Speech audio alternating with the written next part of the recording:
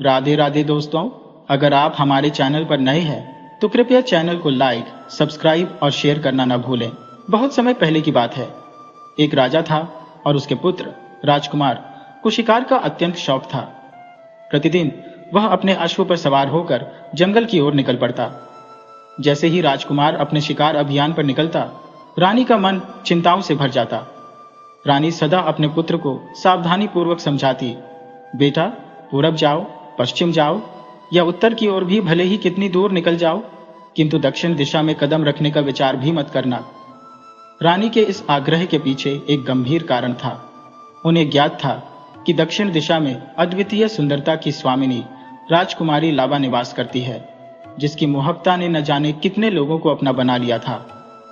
रानी भयभीत थी कि यदि राजकुमार वहां गया तो वह उस अप्सरा सी सुंदरी का होकर रह जाएगा और अपनी मातृभूमि, परिवार सब कुछ भूल बैठेगा। इसीलिए वे प्रतिदिन उसे यही सीख देती कि दक्षिण दिशा का रास्ता भूलकर भी मत लेना। राजकुमार अपनी माता के आदेशों का पालन करते हुए पूरब, पश्चिम और उत्तर दिशाओं में निर्भीकता से जाता, किंतु दक्षिण की दिशा का ख्याल तक अपने मन में नहीं लाता। परंतु जैसा कि मनोविज्ञान का स्वभाव है, बार बार किसी दिशा से बचने का आदेश मिलने पर राजकुमार के मन में उस दिशा को लेकर जिज्ञासा उत्पन्न होने लगी। आखिरकार एक दिन उसकी जिज्ञासा हद पार कर गई। उसने अपने अश्व की लगाम दक्षिण दिशा की ओर मोड़ दी। घने जंगलों से गुजरते हुए वह उस दिशा में जा पहुंचा जहां अनजान और अद्भुत दृश्य उसका इंतजार कर रहे थे। जंगल में पहुंचकर उसने अनगिनत तोतों का झुंड देखा। अपनी तीर कमान साधते हुए उसने निशाना लगाया। कई तोते उसके तीर की गति से घायल होकर धरती पर गिर पड़े। राजकुमार की यात्रा अब एक नया मोड़ लेने वाली थी। उसकी जिज्ञासा उसे उस दिशा में ले जा रही थी जहां उसके भाग्य की परीक्षा होना निश्चित था।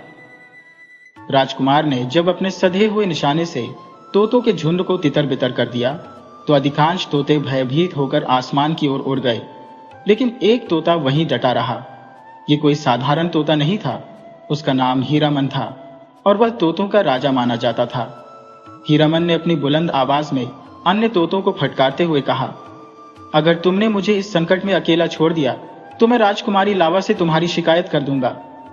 यह सुनते ही सभी तोते जो डरकर भाग चुके थे वापस लौट आए और साहस के साथ राजकुमार पर आक्रमण करने लगे। तोतों का ऐसा साहस और हीरामन की धमकी सुनकर राजकुमार आश्चर्यचकित रह गया। उसने पूछा, ये राजकुमारी लावा कौन है? वह कहाँ रहती है? लेकिन उसके प्रश्न पर सारे तोते चुप्पी साध गए। राजकुमार ने फिर से वही सवाल किया, तुम राजकुमारी लावा को कैसे जानते हो? उसका निवास स्थान क्या है? इस बार हीरामन ने गंभीर स्वर में कहा, तुम राजकुमारी इलावा तक कभी नहीं पहुंच सकते। उसके साथ अन्य तोते भी एक सुर में वही बात दोहराने लगे। यह सुनकर राजकुमार का मन खिन्न हो गया। क्रोध और निराशा में उसने अपनी तीर कमान जमीन पर पटक दी और उदास होकर अपने घोड़े पर सवार होकर राजमहल लौट आया। महल में लौटने के बाद राजकुमार ने अपने दैनिक कार्यों में खुद को व्यस्त रखने की कोशिश की, लेकिन राजकुमारी लावा का ख्याल उसके दिल और दिमाग पर इस कदर हावी हो गया था कि वह उससे मुक्त नहीं हो पा रहा था। उसकी उदासी गहराने लगी और हीरामन तथा तोतों की बातें उसकी स्मृतियों में गूंजने लगी। राजा और रानी ने अपने पुत्र की बढ़ती उदासी को महसूस किया। दोनों ही अत्यधिक चिंतित थे। उन्होंने उसे समझाने और उसका मन बहलाने की बहुत कोशिश की, लेकिन वह अपनी उलझनों में उलझा रहा।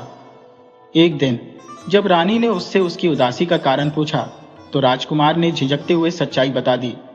उसने कहा, मैं राजकुमारी इलावा से मिलना चाहता हूं। वह कहाँ रहती है?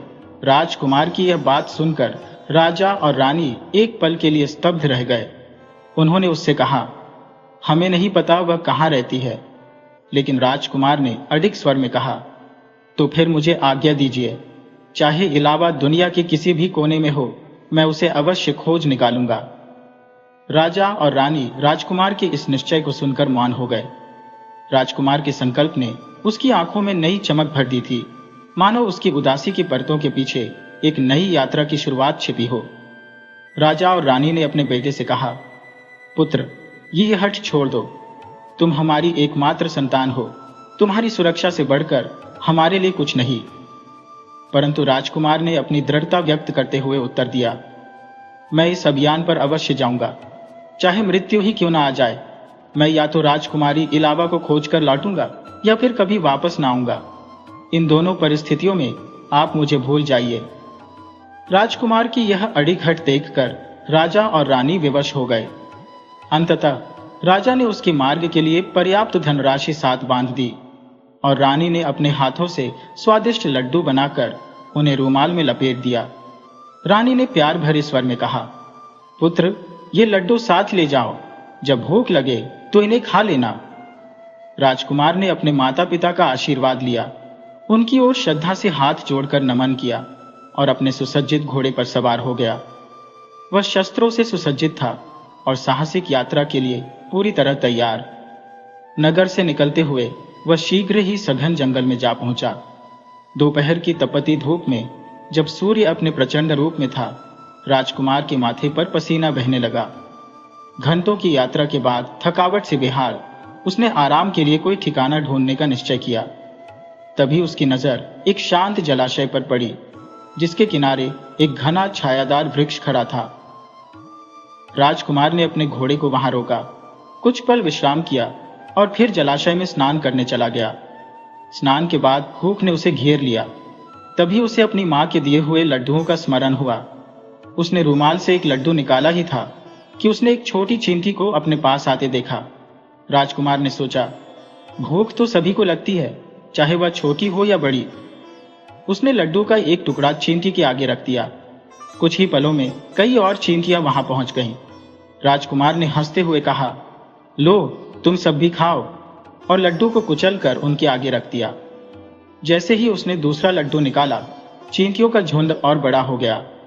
राजकुमार ने मुस्कुराते हुए कहा, वाह, यहां तो पूरी सेना आ पहुंची है। चलो, तुम सबके लिए यह भी सही। उसने दूसरा लड्डू भी मसलकर उनके लिए फैला दिया। तीसरा लड्डू निकालने तक चींटियों का एक और बड़ा दल वहां आ पहुंचा। राजकुमार ने हंसते हुए कहा, चलो, ये भी ले लो। तुम्हारी इस मेहनत और अनुशासन के आगे तो कोई भूखा नहीं रह सकता। उसने आखिरी लड्डू भी चींटियों को समर्पित कर दिया और रूमाल झाड़कर वहीं रख दिया। चींटियां जितना खा सकती थी खाती और उससे कहीं अधिक भोजन अपने बिल्लों की ओर ढोने लगती। राजकुमार इस दृश्य को देखकर मंत्रमुग्ध था। वह सोचने लगा कि प्रकृति की यह छोटी सी रचना भी कितनी अनुशासित और सामूहिक प्रयासों की प्रतीक है। आखिर ये लड्डू समाप्त होने से पहले ही चींटियों की रानी वहां पहुंची। उसने अपने साथी चींटियों को संबोधित करते हुए कहा, देखो, इस राजकुमार ने हमें अपने भोजन में हिस्सा देकर बड़ा उपकार किया है। इसे हम कभी नहीं भूलेंगे। फिर रानी ने राजकुमार से कहा, आपने भूख से तड़पती हम सभी का पेट भरा है। जब भी आप किसी संकट में पड़े, हमें याद कीजिएगा। हम आपकी सहायता के लिए आएंगे। राजकुमार ने विनम्रता से चींटी रानी का धन्यवाद किया और फिर घोड़े पर सवार होकर अपनी यात्रा जारी रखी। कुछ ही देर बाद जंगल में एक गगनभेदी दहाड़ गूंज उठी। घोड़ा भयभीत होकर पीछे हटने लगा और राजकुमार को उसे काबू में करने में काफी मशक्कत करनी पड़ी। आगे बढ़ने पर राजकुमार ने देखा कि एक शेर दर्द में दहाड़ रहा था। वह बार बार अपने पंजे को ऊपर उठाकर नीचे पटक रहा था। जंगल की विचित्रताओं से सतर्क राजकुमार सोचने लगा, कहीं यह कोई चाल तो नहीं। लेकिन जैसे ही उसकी नजर शेर के पंजे पर गई, उसने देखा कि उसमें कांटा धंसा हुआ था और खून बह रहा था। शेर की हालत देखकर राजकुमार को उस पर दया आ गई। वह घोड़े से उतरकर धीरे धीरे शेर के पास गया। शेर कराहते हुए बोला, कृपया मेरी मदद करो, मेरे पंजे से ये कांटा निकाल दो। राजकुमार ने सतर्कता से उत्तर दिया, अगर मैं तुम्हारी मदद करूं तो तुम मुझे खाओगे तो नहीं? शेर ने वचन दिया, मैं तुम्हें किसी प्रकार की हानि नहीं पहुंचाऊंगा। यह सुनकर राजकुमार ने अपनी कटार निकाली और शेर के पंजे के पास बैठकर कांटा निकालने लगा। जैसे ही कांटा निकला, शेर दर्द से एक आखिरी बार गरजा और फिर शांत हो गया। उसने राहत की सांस ली। अचानक राजकुमार ने पास से किसी और शेर के गर्जन की आवाज सुनी। शेर ने उसे सावधान करते हुए कहा, यह मेरी पत्नी है। वह यह सुनकर आ रही है कि मैं संकट में हूं। तुम तुरंत कहीं छिप जाओ। शेर ने राजकुमार को सुरक्षित स्थान पर छिपा दिया। कुछ ही पलों में शेरनी वहां पहुंच गई। शेर ने उसे अपनी चोट और राजकुमार की मदद के बारे में बताया। शेरनी ने गंभीर स्वर में पूछा, वह दयालु इंसान कहाँ है जिसने तुम्हारी मदद की? शेर ने उत्तर दिया, मैंने उसे सुरक्षा का वचन दिया है। शेरनी ने सहमति में सिर हिलाया और कहा, क्या तुम मुझे कृतज्ञ समझते हो? जिसने हमारे ऊपर उपकार किया हो उसकी जान लेना तो हमारे स्वभाव के विपरीत होगा। उसे धन्यवाद देना हमारा कर्तव्य है। शेर ने आवाज लगाई, राजकुमार अब बाहर आ जाओ। राजकुमार बाहर आया और शेर व उसकी पत्नी ने अत्यधिक कृतज्ञता व्यक्त की। शेर अपने घाव के कारण चलने फिरने में अक्षम था और उसकी देखभाल के लिए राजकुमार ने वहीं रुकने का निश्चय किया। हर दिन राजकुमार शेर के पंजे को धोता, उसकी पट्टी बदलता और उसे आराम देता। मात्र 3-4 दिनों में शेर पूरी तरह स्वस्थ हो गया और फिर से दौड़ने लगा। शेर और उसकी पत्नी एक मनुष्य द्वारा इतना परोपकार देखकर अत्यंत प्रसन्न हुए। जब राजकुमार ने अपनी यात्रा आगे बढ़ाने की बात की तो शेर और उसकी पत्नी ने वचन दिया, यदि तुम कभी किसी संकट में पड़ो तो हमें पुकारना, हम तुरंत सहायता के लिए हाजिर होंगे। राजकुमार अपने घोड़े पर सवार होकर फिर से यात्रा पर निकल पड़ा। रास्ते में उसने दूसरे जंगल को पार कर लिया। अब वह तीसरे जंगल में पहुंचा, जो पहले के मुकाबले कहीं अधिक घना और रहस्यमयी था। मार्ग ऊबड़ खाबड़ और चुनौतीपूर्ण थे, लेकिन राजकुमार बिना रुके आगे बढ़ता रहा। चलते चलते उसने देखा कि 4 फकीर आपस में तीव्र वाद विवाद कर रहे थे। राजकुमार ने घोड़ा रोका और उनके पास पहुंचकर पूछा, तुम्हारे इस झगड़े का कारण क्या है? एक फकीर ने उत्तर दिया, हमारे गुरु स्वर्ग से धार चुके हैं और उन्होंने यह 5 वस्तुएं पलंग, थैला, कटोरा, छड़ी और रस्सी छोड़ दी है। इन चीजों को लेकर हम सभी में विवाद है। दूसरे फकीर ने बात काटते हुए कहा, इन वस्तुओं की उपयोगिता से तुम परिचित नहीं हो। ये मामूली वस्तुएं नहीं है बल्कि चमत्कारी है। ये पलंग ऐसा है कि जो भी इस पर बैठेगा वह पलक झपकते ही कहीं भी पहुंच सकता है। ये थैला इतना अद्भुत है कि जो भी इससे मांगोगे, भोजन, वस्त्र, आभूषण सब तुरंत उपलब्ध हो जाएगा।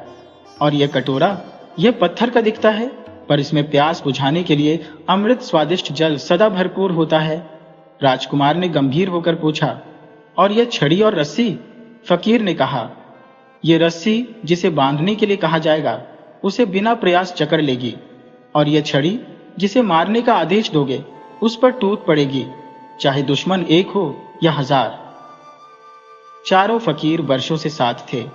वे एक ही गुरु के शिष्य थे और साथ साथ आश्रम में पले बड़े थे, किंतु अब लालच और स्वार्थ ने उनकी मित्रता में दरार डाल दी थी। वे तय नहीं कर पा रहे थे कि कौन सी वस्तु किसे मिले। प्रत्येक अपनी अपनी पसंद की वस्तु पाने पर अड्डा हुआ था। राजकुमार ने उन्हें शांत करते हुए कहा, ठीक है, मैं इस विवाद का निर्णय करता हूं। मैं 4 अलग अलग दिशाओं में तीर छोड़ूंगा। जो तीर को सबसे पहले लेकर लौटेगा उसे यह पलंग मिलेगा। दूसरा तीर लाने वाले को यह थैला मिलेगा। इसी प्रकार तीसरा और चौथा तीर लेकर आने वालों को कटोरा और छड़ी रस्सी प्राप्त होगी। चारों ने राजकुमार के इस प्रस्ताव पर सहमति जताई और तीरों के लिए दौड़ पड़े। राजकुमार की शर्त सुनते ही चारों फकीरों ने अपनी सहमति जताई।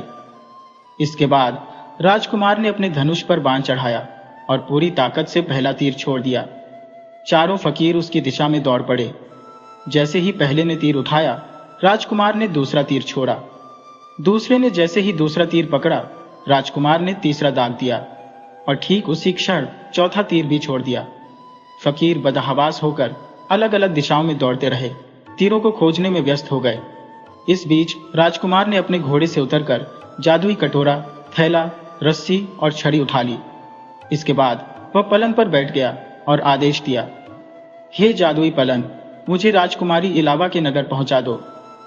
पलंग ने आदेश का पालन किया और उड़ान भरते हुए आसमान में ऊंचाई पर चढ़ गया। वह तब तक उड़ता रहा जब तक कि राजकुमार इलावा के नगर में नहीं पहुंच गया।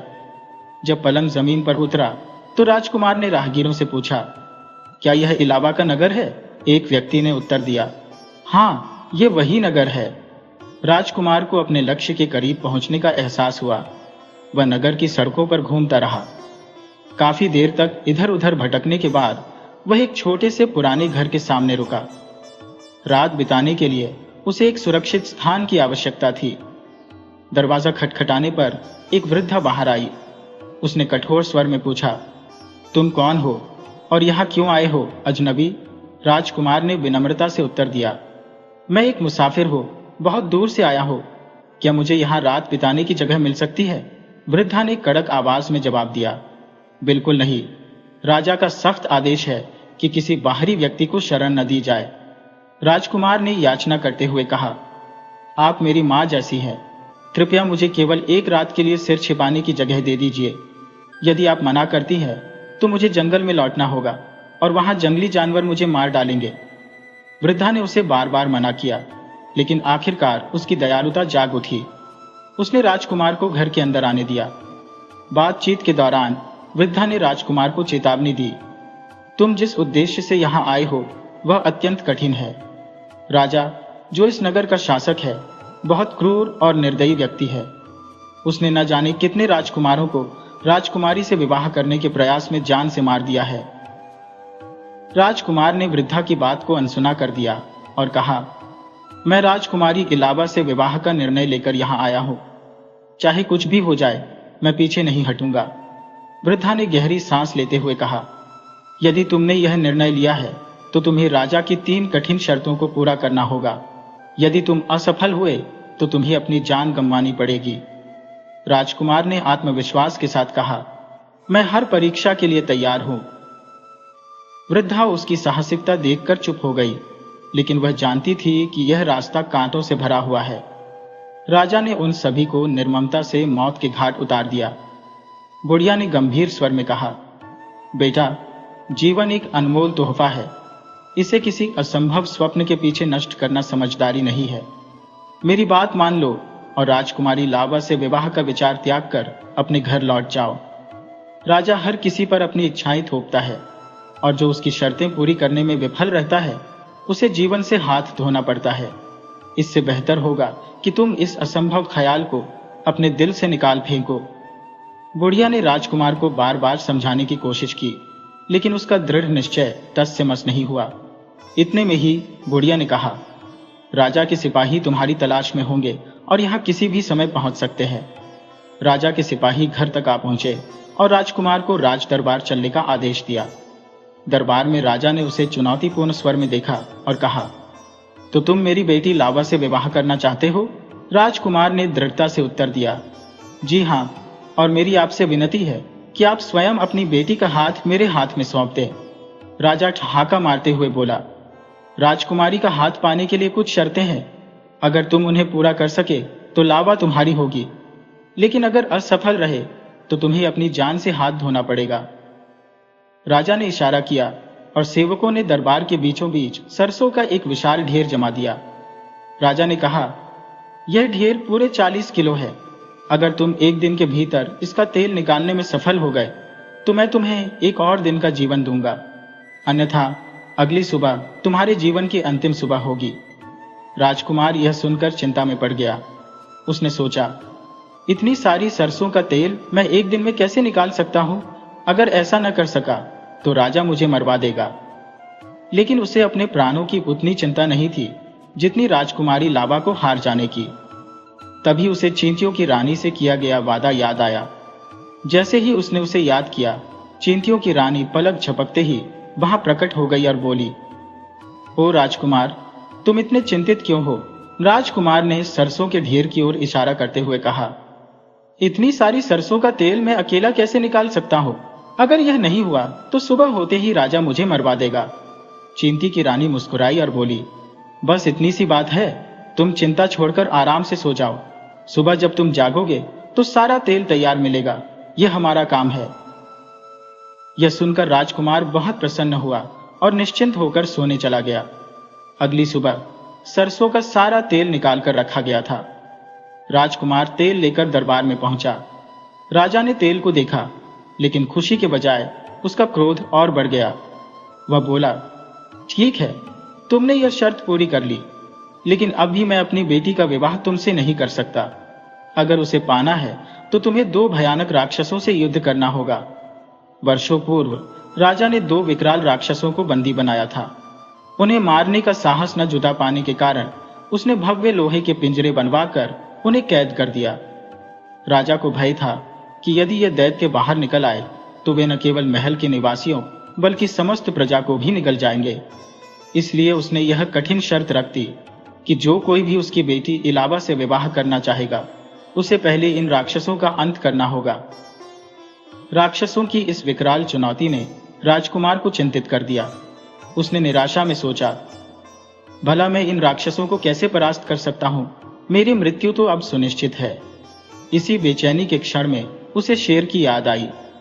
शेर को स्मरण करते ही वह अपनी पत्नी के साथ उपस्थित हुआ और पूछा, राजकुमार, तुम इतने व्यथित क्यों हो? राजकुमार ने अपनी व्यथा व्यक्त की। राजा ने मुझे इन 2 राक्षसों से युद्ध करने का आदेश दिया है। वे अत्यंत भयानक है। मैं इन्हें कैसे हरा सकता हूं? शेर ने सांत्वना दी। चिंता मत करो राजकुमार, हम इनसे निपट लेंगे। शेर की यह बात सुनकर राजकुमार के भीतर साहस का संचार हुआ।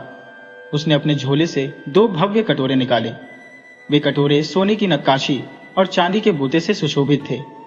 उनकी चमक इतनी तीव्र थी कि उन्हें सीधे देखना भी कठिन था। अगली सुबह शेर और उसकी पत्नी ने दरबार में उपस्थिति दी।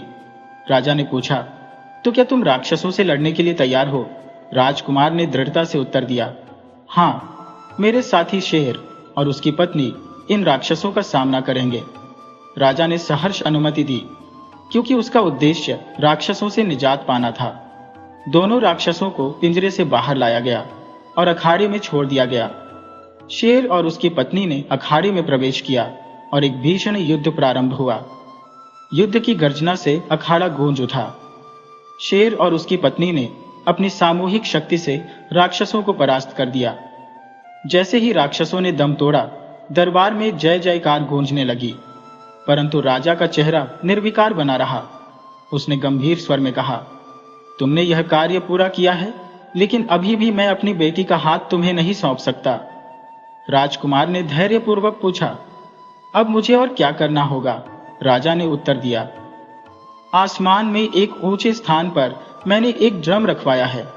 यदि तुम उसे बजाकर दिखा सको तो मैं इस शर्त को भी मान लूंगा। राजकुमार ने मन ही मन इसे आसान कार्य समझा। उसने अपने जादुई पलंग को स्मरण किया। पलंग तत्काल प्रकट हुआ और बोला, क्या आज्ञा है राजकुमार? राजकुमार ने कहा, मुझे उस ऊंचाई तक ले चलो जहां ड्रम रखा है। पलंग ने तुरंत उसे आसमान में पहुंचाया। वहां पहुंचकर राजकुमार ने ड्रम को बजा दिया। सफलतापूर्वक कार्य पूरा कर वह दरबार में लौटा, लेकिन राजा ने अब भी अपनी बेटी का विवाह उससे करने से इनकार कर दिया। वह बोला, तुमने बहादुरी और चतुराई से इन शर्तों को पूरा किया है, परंतु मेरी सहमति अभी अधूरी है। राजा ने अपनी बेटी का विवाह उसी युवक से करने का वचन दिया जो उसकी सभी शर्तों को पूरा कर सके। अब तक एक राजकुमार हर शर्त को सफलतापूर्वक पूरा कर चुका था, लेकिन राजा की आखिरी शर्त ने उसकी हिम्मत को हिला दिया। राजा ने दरबार के पास खड़े एक पुराने और मोटे पेड़ की ओर इशारा किया। वह पेड़ इतना विशाल था कि उसके तने को देख किसी का भी सिर चकरा जाए। राजा ने राजकुमार को मोम की एक आरी थमाते हुए कहा, इस आरी से कल सुबह तक इस तने को 2 हिस्सों में काट दो। राजकुमार का चेहरा उतर गया। उसने कभी नहीं सोचा था कि ऐसी असंभव शर्त उसके सामने आ सकती है। मोम की आरी से उस मोटे तने को काटना नामुमकिन लग रहा था। भारी मन से वह अपने कमरे में लौटा और सोचने लगा कि अगली सुबह उसकी मृत्यु तय है। उदास और निराश राजकुमार गोड़िया के पास पहुंचा, जिसने पहले भी उसकी मदद की थी। उसने कहा, माई, पहली शर्त चींटियों की मदद से पूरी हो गई। दूसरी शर्त राक्षसों को हराने में मेरी पत्नी और मेरे शहरवासियों ने मदद की। तीसरी शर्त में पलंग ने ड्रम बनकर काम किया, लेकिन अब यह चौथी शर्त, मोम की मामूली आरी से इतना मोटा तना कैसे काटा जा सकता है? इसका कोई उपाय मुझे नहीं सूझ रहा। बुढ़िया ने उसकी बात सुनी और मुस्कुराई। उसने कहा, तुम राजकुमारी लावा के पास जाओ, वह तुम्हारी मदद जरूर करेगी। राजकुमार तुरंत राजकुमारी के पास गया। राजकुमारी उसे देखकर मुस्कुराई और पूछा, तुम इतने उदास क्यों हो राजकुमार? राजकुमार ने सारी बात बताई और कहा, कल मेरा आखिरी दिन है। मैं यह शर्त पूरी नहीं कर पाऊंगा। तुम्हारे पिता मुझे अवश्य मार डालेंगे। राजकुमारी लावा ने गहरी सांस ली और कहा, घबराओ मत, जैसा मैं कहती हूं वैसा ही करना। उसने अपने सिर से एक बाल तोड़ा और राजकुमार की ओर बढ़ाते हुए कहा, इस बाल को पेड़ के तने पर रख देना और धीरे धीरे कहना, राजकुमारी लावा ने तुम्हें 2 हिस्सों में कट जाने का आदेश दिया है। फिर मोम की आरी से उस बाल पर आहिस्ता आहिस्ता चलाना। राजकुमार ने वैसा ही किया। अगली सुबह वह मोम की आरी और राजकुमारी के दिए हुए बाल के साथ पेड़ के पास पहुंचा। उसने बाल को तने पर रखा और धीरे से कहा, राजकुमारी लावा ने तुम्हें 2 हिस्सों में कट जाने का आदेश दिया है। फिर उसने मोम की आरी को बाल पर चलाना शुरू किया।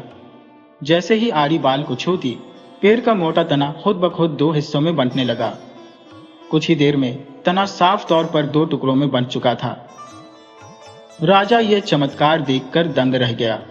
उसकी खुशी का ठिकाना नहीं रहा। उसने राजकुमार को गले लगाते हुए कहा, तुमने मेरी हर शर्त पूरी कर दी। अब मैं वचन देता हूं कि मेरी बेटी लावा तुम्हारी पत्नी बनेगी। राजकुमार और राजकुमारी लावा का विवाह धूमधाम से हुआ और वे दोनों खुशी खुशी रहने लगे। इस तरह राजकुमार ने अपनी बुद्धिमत्ता और राजकुमारी लावा की सहायता से असंभव को संभव कर दिखाया। राजा ने अपने सिंहासन से उठकर राजकुमार को स्नेहपूर्वक गले लगाया और कहा, अब तुम मेरी पुत्री के साथ विवाह कर सकते हो। इसके बाद विवाह की तैयारियों का शुभारंभ हुआ। राजा ने अपने राज्य के सभी मित्र, राजाओं और प्रतिष्ठित जनों को समारोह में सम्मिलित होने का निमंत्रण भेजा। विवाह अत्यंत धूमधाम और वैभव के साथ संपन्न हुआ। उत्सव के कुछ दिन पश्चात राजकुमार ने अपनी पत्नी से कहा, क्या अब हमें अपने देश लौटना चाहिए? राजकुमारी लावा के पिता ने उनके प्रस्थान की समुचित व्यवस्था की। उन्होंने उन्हें बहुत से उपहारों से लाद दिया। शक्तिशाली घोड़े, बहुमूल्य हीरे, जवाहरात और सोने चांदी से भरे संदूक। इस बात का भी प्रबंध किया गया कि उनके मार्ग में कोई विघ्न या संकट न आए। राजकुमार और राजकुमारी ने यात्रा आरंभ की। मार्ग में उन्हें घने जंगल से होकर गुजरना पड़ा। यह जंगल डाकुओं के आतंक का केंद्र था। जैसे ही डाकुओं ने देखा कि कोई राजकुमार और राजकुमारी भारी मात्रा में धन संपत्ति लेकर जा रही है, उन्होंने लूटपाट की योजना बनाई। डाकुओं की संख्या अत्यधिक थी, जबकि राजकुमार के साथ गिनती के सैनिक थे। जब डाकुओं ने आक्रमण किया तो राजकुमार तनिक भी विचलित नहीं हुआ। वह अपने धैर्य और चातुर्य के लिए विख्यात था। उसने तुरंत अपने झोले से एक अद्भुत रस्सी और एक विशेष डंडा निकाला। यह रस्सी इतनी चमत्कारी थी कि डाकुओं को जैसे ही छुआ, उन्होंने अपने आप को बंधा हुआ पाया। वही डंडा स्वयं ही डाकुओं की मरम्मत करने लगा। डाकुओं ने अपनी जान बचाने के लिए करुणा की गुहार लगाई। उनकी हालत दयनीय हो चुकी थी। राजकुमार को उन पर दया आ गई और उसने उन्हें जीवन में पुनर्डकैती न करने की चेतावनी देकर छोड़ दिया। इस तरह राजकुमार और राजकुमारी ने अपनी यात्रा को रोमांचक और अविस्मरणीय बना दिया। वे अपने देश लौटे और आनंद पूर्वक जीवन बिताने लगे।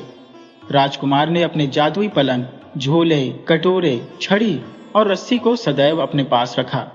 आवश्यकता पड़ने पर वह इनका कुशलता पूर्वक उपयोग करता था। प्रिय मित्रों, यदि आपको यह कथा मनमोहक लगी हो तो कृपया हमारे चैनल को लाइक करें, सब्सक्राइब करें और इसे अधिक से अधिक शेयर करें।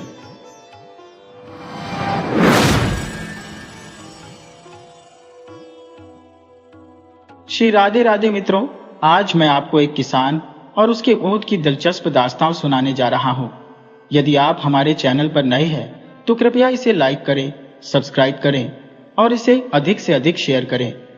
यह कथा बहुत पहले की है, जब एक छोटे से गांव में एक अत्यंत निर्धन किसान रहा करता था। उसकी गरीबी इतनी थी कि दिन रात कठोर परिश्रम करने के बाद भी वह बड़ी मुश्किल से अपने परिवार के लिए एक वक्त का भोजन जुटा पाता। उसके पास एक ऊंट और एक ऊँटनी थी जो हर कठिनाई में उसका साथ देते। किसान इन्हीं के सहारे अन्य लोगों के खेतों में हल चलाता और मेहनत मजदूरी करके अपना गुजारा करता था। लेकिन एक दुर्भाग्यपूर्ण दिन ऊंट गंभीर बीमारी की चपेट में आ गया और काल के गाल में समा गया। ऊँटनी उस समय गर्भवती थी। ऊंट की मृत्यु और परिवार के लिए भोजन की चिंता ने किसान को गहरे विषाद में डाल दिया। फिर भी उसने हिम्मत नहीं हारी उसने वर्षों से बंजर पड़े अपने खेत को ओंठनी की मदद से जोतने का कठिन निर्णय लिया। ओंठनी के सहारे उसने खेत में दिन रात पसीना बहाया और अपनी अथक मेहनत से फसल उगाने में कामयाब रहा। परंतु यह परिश्रम ओंठनी की सेहत पर भारी पड़ा। गर्भवती होने के कारण उसका शरीर इतनी मेहनत सहन नहीं कर पाया और वह बीमार पड़ गई। कुछ समय बाद ओंठनी ने एक सुंदर बच्चे को जन्म दिया, लेकिन जन्म के तुरंत बाद वह इस दुनिया से विदा हो गई। इस घटना ने किसान को पूरी तरह तोड़कर रख दिया। वह फूट फूट कर रोया और खुद को दोष देने लगा। उसे लगता था कि यदि उसने गर्भवती ओंठनी से इतना कठिन परिश्रम नहीं करवाया होता तो शायद वह जीवित रहती। गांव वालों ने उसे समझाया कि मृत्यु जीवन की अपरिहार्य सच्चाई है और जो होना तय है वह होकर ही रहता है। धीरे धीरे किसान ने खुद को संभाला और कसम खाई कि वह ओंठनी के बच्चे को अपने बेटे की तरह पालेगा।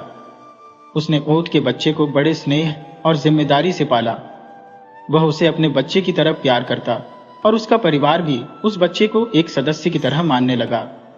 समय बीतता गया और ओंठ का बच्चा बड़ा होकर एक मजबूत और जवान ओंठ बन गया। अब वह ओंठ किसान का हर कार्य संभालने में उसकी मदद करता। वह खेतों को जोतने, माल ढोने और अन्य कामों में पूरी लगन से सहयोग करता। गांव के लोग किसान और उसके ओंठ के बीच इस विशेष संबंध को देखकर अचंभित होते थे। किसान, जिसने अपनी कड़ी मेहनत और साहस से विपरीत परिस्थितियों को हराया, अपने जीवन की इस नई शुरुआत के लिए आभारी था। एक दिन किसान अपने ओंठ के साथ कहीं जा रहा था। मार्ग में रात गहराने लगी और सघन अंधकार छा गया। अचानक कुछ डाकुओं ने किसान को घेर लिया और उस पर आक्रमण कर दिया। तभी किसान का ओंठ अपनी फुर्ती और साहस का परिचय देते हुए आगे आया। ओंठ ने डाकुओं पर आक्रामक प्रहार किया और उन्हें वहां से भागने पर मजबूर कर दिया।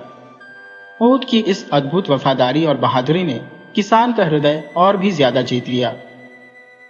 अब किसान अपने ओंठ का पहले से भी अधिक ध्यान रखने लगा। वह ओंठ भी ऐसा मेहनती था कि दिन भर के श्रम के बाद भी कभी थकावट नहीं दिखाता था। उसकी मेहनत और निष्ठा के कारण किसान ने अच्छा पैसा कमाया और धीरे धीरे एक संपन्न व्यक्ति बन गया। यह ओंठ इतना समझदार था कि वह अपने मालिक की पगचाप से ही भांप लेता था कि अब उसे कौन सा कार्य करना है। जब गांव के सरपंच को इस असाधारण ओंठ के बारे में पता चला तो उसने उसे देखने की तीव्र इच्छा व्यक्त की और किसान के पास पहुंच गया। सरपंच ने जब ओंठ को देखा तो वह उसकी अद्वितीयता से प्रभावित हो गया। उसके मन में उस ओंठ को खरीदने की लालसा जाग उठी।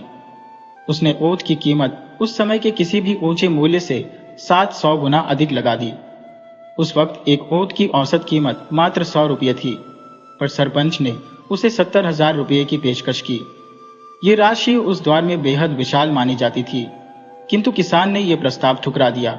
उसने कहा, यह ओंठ कोई साधारण जानवर नहीं है, ये मेरा बेटा है, मेरी जान है। अगर आप पूरी दुनिया की दौलत भी मेरे सामने रखते तब भी मैं इसे बेचने के लिए तैयार नहीं हो सकता। किसान की यह बात उसके पुत्र ने सुन ली। पुत्र के मन में लालच ने जन्म लिया। उसने अपने पिता से कहा, पिताजी, आखिर यह ओंठ एक जानवर ही तो है। जानवर कभी इंसान की संतान नहीं बन सकता। आप क्यों इसे औलाद की तरह पाल रही हैं? क्या आपको हमारी चिंता नहीं है? क्या आप नहीं चाहते कि हम भी अमीर बने, हमारे पास भी दौलत और ऐश्वर्य हो? पुत्र की बात सुनकर किसान को गहरा आघात लगा। उसने गुस्से में बेटे को एक तमाचा जड़ते हुए कहा, आज तू जो यह चैन की रोटी खा रहा है वह इसी ऊंट की वजह से है। यह ऊंट नहीं होता तो आज तेरा पिता इस दुनिया में जिंदा नहीं होता। तू अगर धन और ऐशो आराम के पीछे भागना चाहता है तो भाग ले, लेकिन याद रख, अगर तूने मेरे इस बेटे, मेरे ऊंट को कोई नुकसान पहुंचाने की कोशिश की तो मैं तुझे कभी माफ नहीं करूंगा। किसान के इस दृढ़ संकल्प ने साबित कर दिया कि उसके लिए ऊंट महज एक जानवर नहीं बल्कि जीवन की अनमोल धरोहर था। इस बात को सुनकर बेटे के भीतर क्रोध की ज्वाला भड़क उठी। उसे महसूस हुआ कि उसके पिता ऊंट को उससे अधिक महत्व देते हैं। उसने ठान लिया कि वह इस ऊंट से प्रतिशोध लेकर रहेगा। समय बीतता गया। ऊंट अब बूढ़ा और अशक्त हो चुका था और किसान तो उसकी पत्नी भी उम्र के पड़ाव पर आ पहुंचे थे। बेटा, जो अब युवा और ताकतवर हो चुका था, अपने भीतर ऊंट के प्रति गहरी नफरत और बदले की भावना लिए घूम रहा था। एक दिन बेटे ने कहा, पिताजी, बारिश हो रही है, मैं खेत जोतने जा रहा हूँ। पिता ने उसे समझाया, बेटा, खेत में कंकड़ पत्थर बहुत है, हमारा ऊंट अब कमजोर हो चुका है, यह इतना भार नहीं उठा पाएगा। लेकिन अब घर की बात दूर बेटे के हाथ में थी। सास ससुर जो वृद्ध हो चले थे, बेटी की बात मानने लगे थे। उसने पिता से तर्क करते हुए कहा, यह जानवर अब किसी काम का नहीं रहा, इसे घर में रखने का क्या लाभ, यह केवल हमारा खर्चा बढ़ा रहा है, इसे या तो भगा दो या फिर मार डालो। ऊंट, जो सदा से अपने मालिक को पिता के समान मानता था, सब कुछ सुन और समझ रहा था, लेकिन वह अपने स्वभाव में स्नेह और निष्ठा को बनाए रखे हुए था। वह खड़ा हुआ और खेत की ओर चल पड़ा। पिता ने उसे रोकने की कोशिश की, लेकिन उसकी आंखें भर आई। वह जानता था कि ऊंट अब अशक्त था, फिर भी उसने कुछ नहीं कहा। बेटा, जिसने केवल ऊंट से प्रतिशोध लेने की ठान रखी थी, खेत में हल चलाने का बहाना लेकर पहुंच गया। उसने ऊंट को हल में जोत दिया और बारिश में पत्थरीली जमीन जोतनी शुरू कर दी। ऊंट, जो अब बूढ़ा और कमजोर था, फिर भी अपनी पूरी ताकत लगाकर काम करने लगा। उसकी सांसें भारी हो रही थी, परंतु उसने रुकने का नाम नहीं लिया। बेटा जानबूझकर ऊंट पर चाबुक बरसाता रहा। उसे जमीन की कठोरता या ऊंट की हालत की परवाह नहीं थी। ऊंट हर चोट को सहते हुए अपना काम करता रहा। उसकी सहनशीलता अडिग थी, क्योंकि उसने अपने मालिक के प्रति वफादारी को कभी भी डगमगाने नहीं दिया। वह जानता था कि यह वही किसान है जिसने उसे अपनी संतान समझा, उसकी हर जरूरत का ख्याल रखा। पथरीली जमीन और भारी बारिश में भी ऊंट तब तक हल खींचता रहा जब तक उसकी शक्तियां पूरी तरह जवाब नहीं दे गईं। बेटा ऊंट को मारता रहा, लेकिन ऊंट की आत्मा में कहीं भी नफरत या बदले की भावना नहीं थी। उसने हर दर्द को सहते हुए अपनी आखिरी सांस तक अपने मालिक के प्रति वफादारी निभाई। ज्यादा तेज दौड़ने के कारण ऊंट का पैर अचानक फिसल गया और वह जमीन पर गिर पड़ा।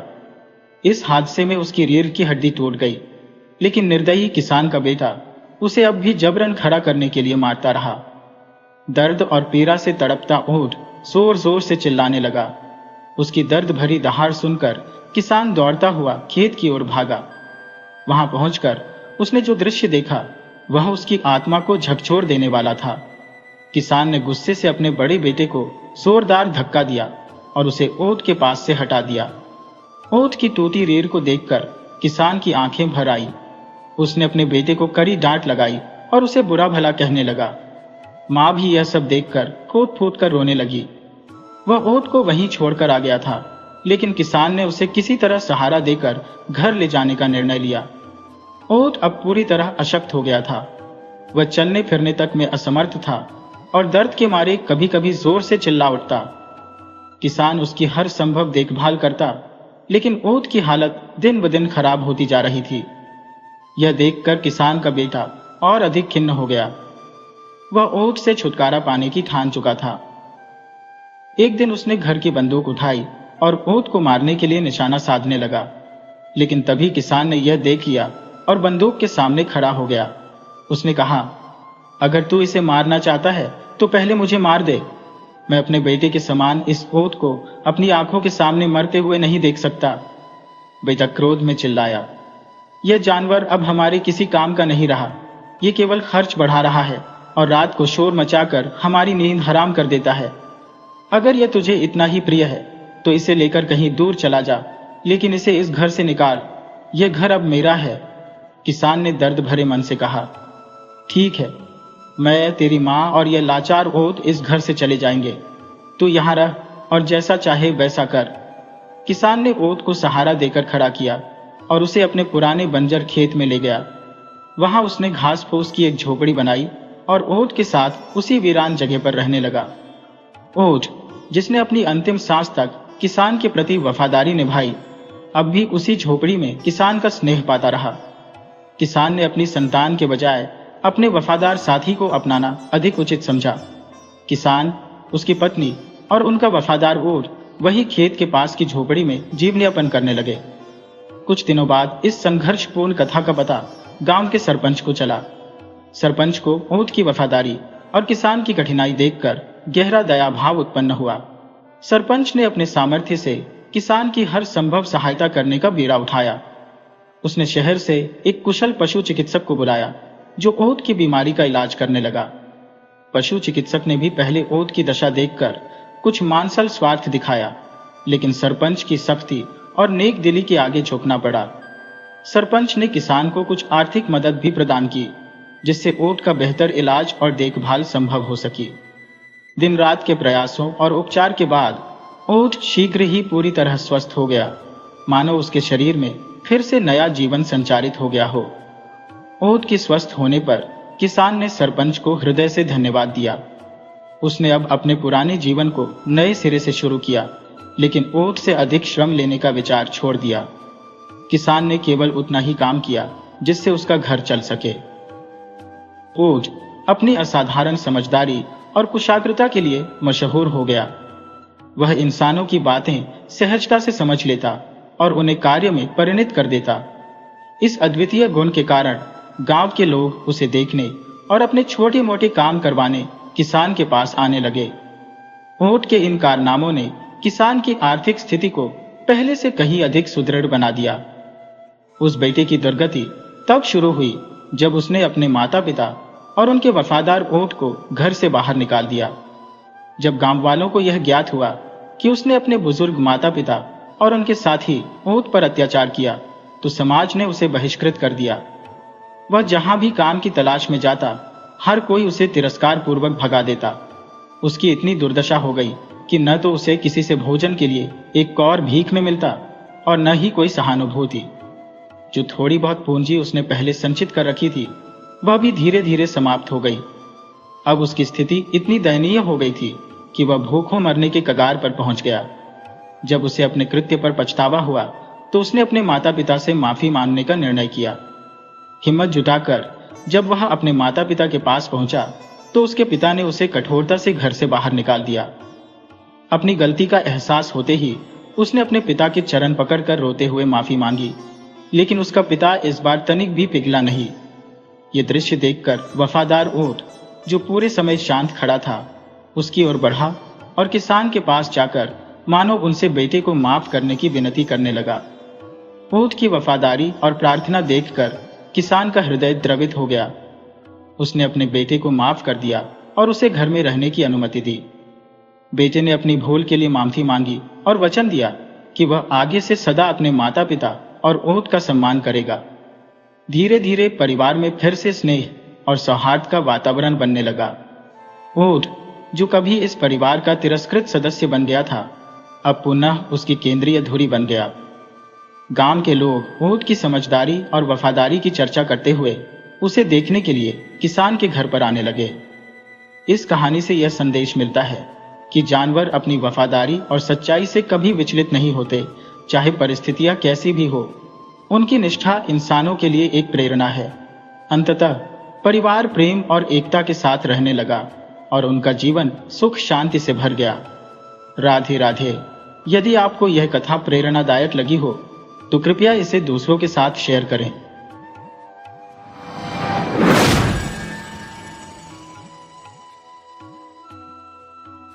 किसी समय की बात है, रूपनगर नामक एक देश था जहां एक राजा राज्य किया करता था। राजा का एक मंत्री था जो राजकाज में राजा को सलाह दिया करता था। राजा का बेटा और मंत्री का बेटा दोनों आपस में गहरे मित्र थे। एक दिन राजकुमार प्रीतसेन और मंत्री का बेटा सुलोचन शिकार खेलने जंगल गए। दोपहर हो चुकी थी और दोनों को तीव्र प्यास लग रही थी। घोड़े दौड़ाते हुए वे पानी की तलाश करने लगे, लेकिन काफी खोजबीन के बाद भी पानी नहीं मिला। प्यास के मारे राजकुमार की हालत खराब हो रही थी। सुलोचन ने कहा, राजकुमार, आप किसी पेड़ के नीचे आराम कीजिए, मैं आपके लिए पानी ढूंढ कर लाता हूं। यह कहकर सुलोचन पानी की तलाश में निकल पड़ा। थोड़ी देर बाद वह एक बगीचे में पहुंचा जहां एक कुआं था। सुलोचन ने जल्दी जल्दी कुएं से पानी निकाला, पहले अपनी प्यास बुझाई और फिर बाल्टी में पानी भरकर राजकुमार के पास ले गया। जब वह वापस लौटने लगा, तभी उसकी नजर कुएं की दीवार पर बनी एक लड़की की तस्वीर पर पड़ी। सुलोचना कुछ देर तक तस्वीर को देखता रहा और फिर उसे राजकुमार की याद आई। वह पानी लेकर राजकुमार के पास पहुंचा। पानी पीने के बाद राजकुमार ने पूछा, यह पानी कहां से लाए हो सुलोचना? सुलोचन ने उत्तर दिया, पास ही एक बगीचा है, उसमें एक कुआं है और वहीं से मैं पानी लाया हूं। राजकुमार ने कहा, अब मुझे अच्छा महसूस हो रहा है, चलो उस बाग में चलते हैं। यह कहकर दोनों बाग की ओर चल पड़े। बाग में पहुंचकर राजकुमार कुएं के पास गया और उसकी नजर कुएं पर बनी उस लड़की की तस्वीर पर पड़ी। तस्वीर देखते ही राजकुमार अपने होश खो बैठा। वह कहने लगा, यह तस्वीर इतनी सुंदर है तो यह लड़की सचमुच कितनी सुंदर होगी। मुझे इससे प्रेम हो गया है। अब मैं इस तस्वीर वाली लड़की से ही शादी करूंगा। यह सुनकर सुलोचना घबरा गया और कहने लगा, राजकुमार, ना जाने यह तस्वीर कब से बनी हुई है। यह लड़की सचमुच में भी कहीं है या नहीं, यह भी पता नहीं। वह जिंदा है या मर गई, इसका भी कोई अंदाजा नहीं है।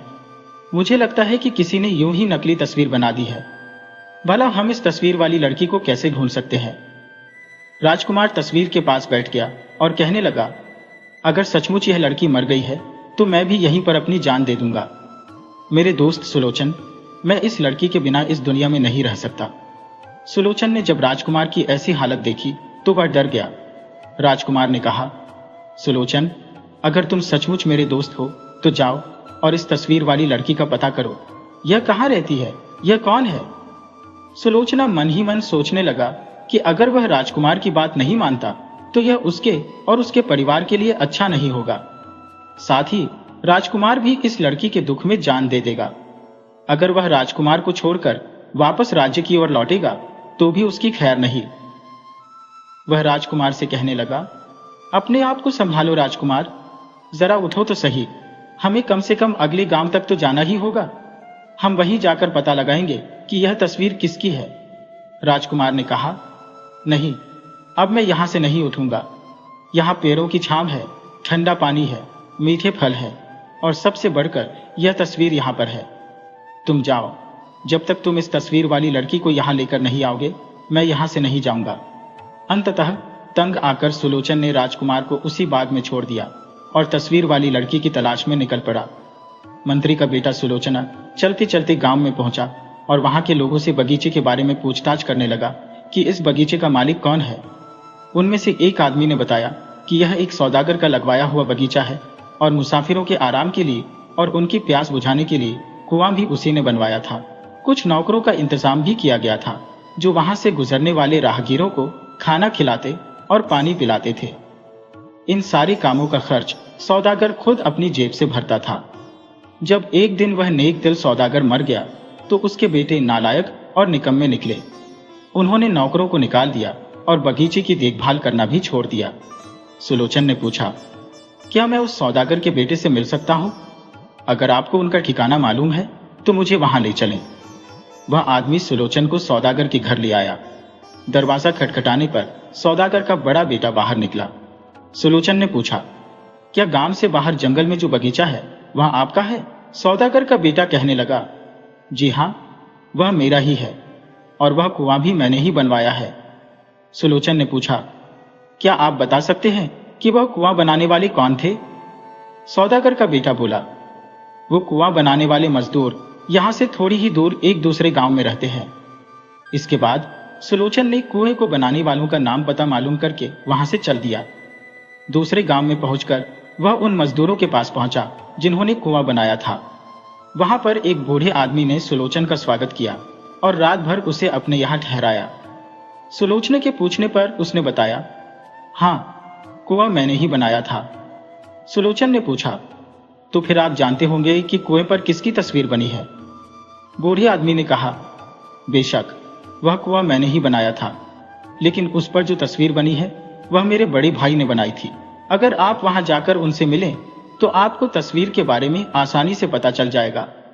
सुलोचना सोचने लगा कि यह आदमी खुद ही इतना बूढ़ा है तो इसके बड़े भाई की उम्र कितनी होगी, वह जिंदा होगा भी या नहीं। यह सोचता हुआ सुलोचन अगले गांव की तरफ चल दिया। ढूंढते ढूंढते वह उस आदमी के घर जा पहुंचा, लेकिन यह आदमी उस पहले वाले आदमी से काफी जवान मालूम पड़ता था। सुलोचन ने पूछा, यहां से कुछ दूर जंगल में जो बगीचा है उसके कुएं पर तस्वीर आपने ही बनाई थी?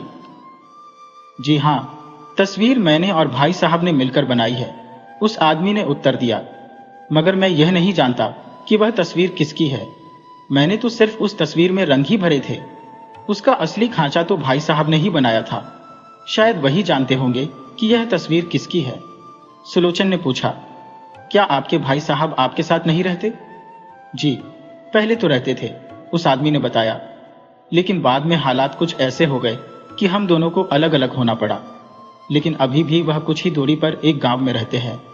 अगर आप वहां जाकर पता करेंगे कि नंदी का घर कौन सा है, तो गांव का बच्चा बच्चा आपको उनका पता बता सकता है। सुलोचन ने उस आदमी से विदा ली और उसके बड़े भाई नंदी साहब से मिलने के लिए दूसरे गांव में चल पड़ा। सचमुच नंदी साहब को गांव का बच्चा बच्चा जानता था।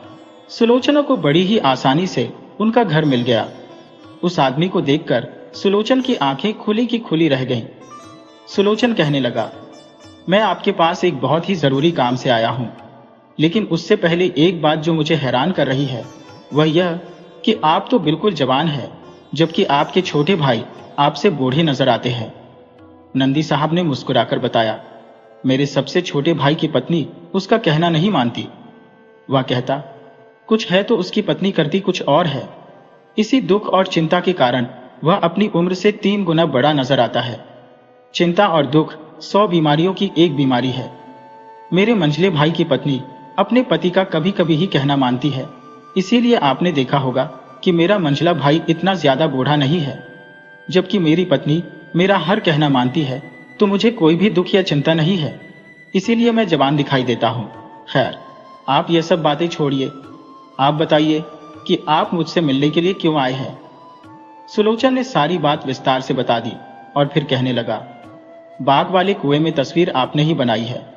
वह किस औरत की तस्वीर है? मैं उसकी तलाश में निकला हूं। नंदी साहब कहने लगे, अरे तुम उसके बारे में मत ही पूछो। वह कोई औरत नहीं बल्कि एक राजकुमारी है। कोई भी उस राजकुमारी को हासिल नहीं कर सकता। सुलोचना कहने लगा, देखो, मैं भी एक राजकुमार का खास मित्र हूं। मेरे राजकुमार ने कहा है कि जब तक वह उस राजकुमारी से मिल नहीं लेगा, वह उस बाग में ही पड़ा रहेगा। ऐसी हालत में आपको मेरी सहायता करनी होगी। हुजूर, आपकी बात बिल्कुल सही है, लेकिन मुश्किल तो यह है कि इस लड़की से मिलना तो दूर, उसकी तरफ कोई देख भी नहीं सकता। तो फिर आपने उसकी तस्वीर कैसे बना ली? सुलोचन ने पूछा। नंदी साहब कहने लगे, कुछ समय पहले की बात है। मैं एक बार उस राजकुमारी के राज्य से गुजर रहा था। मैं नाव पर बैठा हुआ नदी के दूसरी तरफ जा रहा था कि तभी राजकुमारी वहां अपनी सहेलियों के साथ सैर करने के लिए आई। मैंने राजकुमारी की परछाई जब पानी में देखी तो अपनी नाव वहीं पर रोक ली। मैंने तुरंत एक कागज पर राजकुमारी की कच्ची पक्की तस्वीर बना ली। मैंने एक बार भी हिम्मत नहीं की कि उस राजकुमारी की तरफ आंख उठाकर भी देख सकूं। शायद राजकुमारी और उसकी सहेलियां भी यही सोच रही थी कि मैं नाव में कोई चीज ठीक कर रहा हूं। जल्दी जल्दी मैं अपना सारा काम खत्म करके वह कागज अपने साथ रख लिया। अपनी नाव मैंने आगे बढ़ा दी। जब मैं नदी के दूसरे किनारे पर पहुंचा और मैंने वापस महल की तरफ देखा तो राजकुमारी और उसकी सहेलियां वहां नहीं थी। इस घटना के कुछ दिन बाद मैं अपने मंझले भाई से मिलने गया तो पता चला कि वह आजकल एक कुएं पर कारीगरी कर रहा है। मैं भी उसके साथ उस कुएं पर पहुंच गया। मेरा भाई भी बहुत अच्छे फूल पत्ते बनाता है। कुएं पर पहुंचकर वह तो अपने काम में लग गया और मैंने कुएं की दीवार पर राजकुमारी की तस्वीर बना दी। मेरे मंझले भाई ने देखते ही देखते उसमें रंग भर दी और यह वही तस्वीर थी जो आपको मुझ तक खींच कर ले आई है। सुलोचना चुपचाप उसकी कही हुई बातें सुन रहा था और फिर कहने लगा, सचमुच मैं आपसे मिलकर बहुत ही खुश हुआ हूं। अब मैं चलता हूं। राजकुमार बेसब्र से मेरा इंतजार कर रहा होगा। जाते जाते सुलोचन ने पूछा, आपने उस राज्य का क्या नाम बताया था? जी, तुलसी नगर। मुझे जो कुछ भी मालूम था मैंने आपको बता दिया। आप तुलसी नगर जाइए, शायद आपका काम बन जाए। सुलोचना वहां से चला गया। चलते चलते वह तुलसी नगर जा पहुंचा, जहां नगर के बीचों बीच एक नदी बहती थी और उस नदी के किनारे राजा का महल था। वहां पहुंचते ही सुलोचन को पता चला कि वहां के राजा के नियम और कानून बहुत ही सख्त है। कोई भी आदमी महल के आसपास नहीं घूम सकता। कोई भी महल की खिड़की की तरफ नजर नहीं उठा सकता, क्योंकि वहां पर राजकुमारी बैठती थी। जो कोई राजकुमारी की खिड़की की तरफ देखता उसकी आंखें निकलवा दी जाती और अगर कोई इशारा करता तो उसके हाथ कटवा दिए जाते। यह सारी बातें मालूम करने के बाद सुलोचन ने अपना भेष बदल लिया। वह एक लड़की का रूप धारण कर लेता है। उसने बाजार से बहुत ही सुंदर सुंदर चूड़ियां खरीदी और महल के पास से गुजरने लगा। थोड़ी थोड़ी देर में वह बहुत ही बारीक आवाज में पुकारता, शाही चूड़ियां ले लो, निराली चूड़ियां ले लो। चूड़ी वाली की आवाज सुनकर कई औरतों ने उसे बुला लिया, लेकिन उसने इन चूड़ियों की कीमत इतनी अधिक बताई कि सभी औरतों को कहना पड़ा, सचमुच ये चूड़ियां तो कोई राजकुमारी ही पहन सकती है। 2 दिन तक सुलोचना वहीं पर घूमता रहा और फिर एक दिन राजकुमारी ने महल की खिड़की से झांक कर देखा तो सड़क पर एक सुंदर सी चूड़ी बेचने वाली नजर आई। राजकुमारी ने फौरन एक दासी को भेजकर चूड़ी वाली को अपने पास बुलाया और चूड़ियां खरीदना चाहा। दासी चूड़ी वाली को लेकर राजकुमारी के पास आ गई। सुलोचना राजकुमारी को तरह तरह की चूड़ियां पहनाने लगा और साथ ही साथ वह ऐसी मजेदार बातें भी करता कि राजकुमारी का उदास मन खिल उठा। वह कहने लगी, अरे चूड़ी वाली, तुम रोज ही इधर आया करो, चाहे हम चूड़ियां खरीदें या ना खरीदें, तुम 2 घड़ी के लिए हमसे रोज मिलकर जाया करो।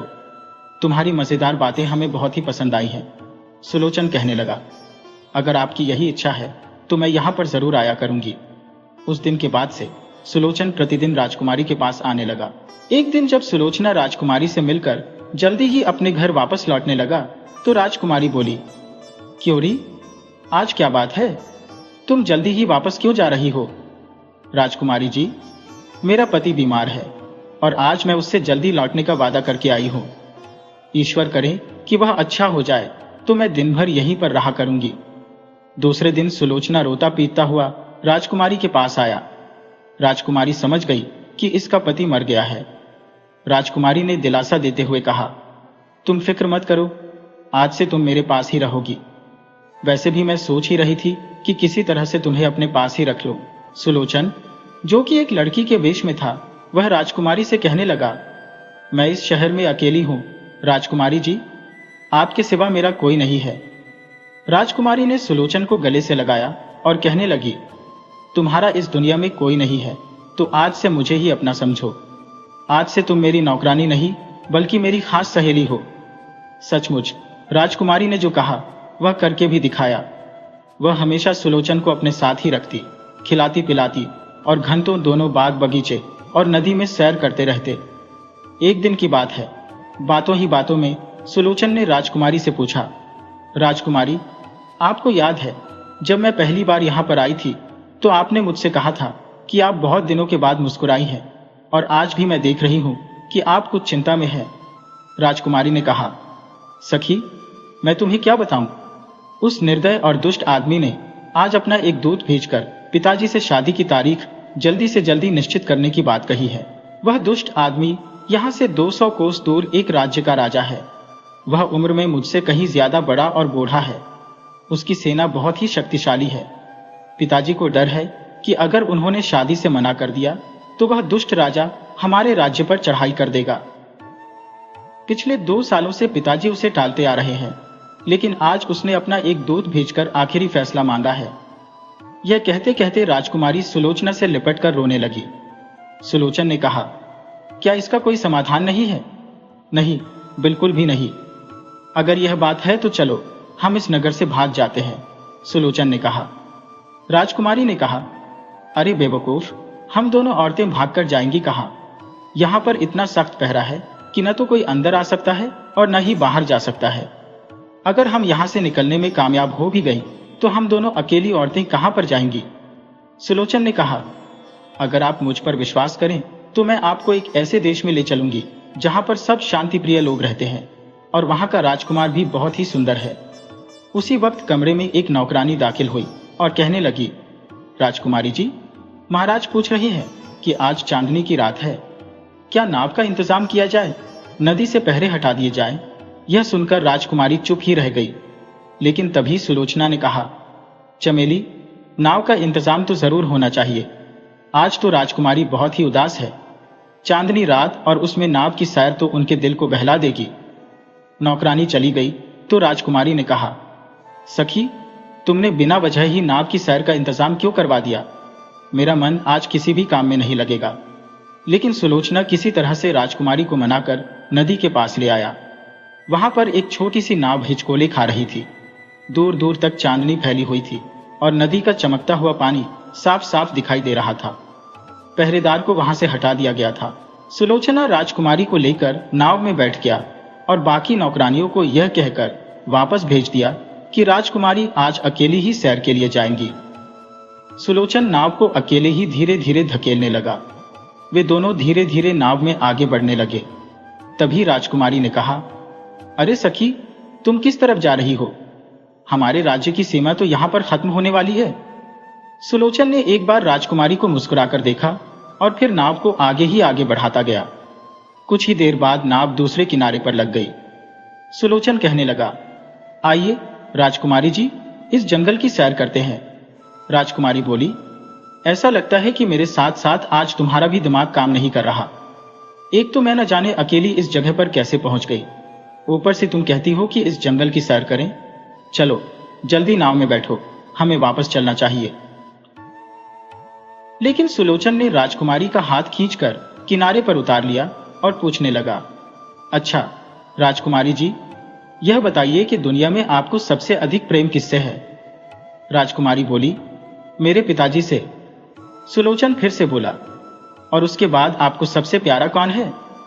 राजकुमारी ने इस सवाल के बारे में कुछ देर तक सोचा और फिर कहने लगी, सचमुच मुझे पिताजी के बाद सबसे प्यारी तुम हो।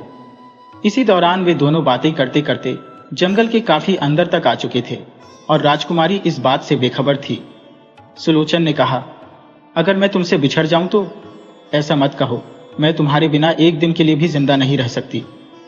तब सुलोचन कहने लगा, मैं आपकी सखी नहीं बल्कि सखा हूं।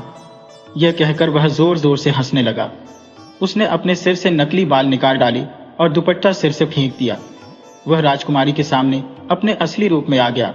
राजकुमारी अचानक हुए इस परिलाव को बर्दाश्त न कर सकी और चीख मारती हुई बेहोश हो गई। सुलोचन उसको कंधे पर उठाकर एक पेड़ के नीचे लेटा देता है और फिर सुबह होने का इंतजार करने लगा। सुबह जब राजकुमारी को होश आया तो वह पलक झपकते हुए सुलोचन को देखने लगी। सुलोचन राजकुमारी के सामने हाथ जोड़कर खड़ा था और कहने लगा, मुझे माफ कर दीजिए राजकुमारी जी, मैं बहुत ही शर्मिंदा हूं। मैंने आपके साथ धोखा किया है। पिछले कई दिनों से मैं औरत का भेष बनाकर आपके साथ चल रहा था और चालाकी से आपको यहां पर ले आया। मैं इस बात के लिए बहुत ही शर्मिंदा हूं। मैं आपका अपराधी हूं, लेकिन मैंने यह सब अपने एक दोस्त के लिए किया है। सुलोचन ने देखा कि तभी राजकुमारी की आंखों से आंसू बह रहे थे।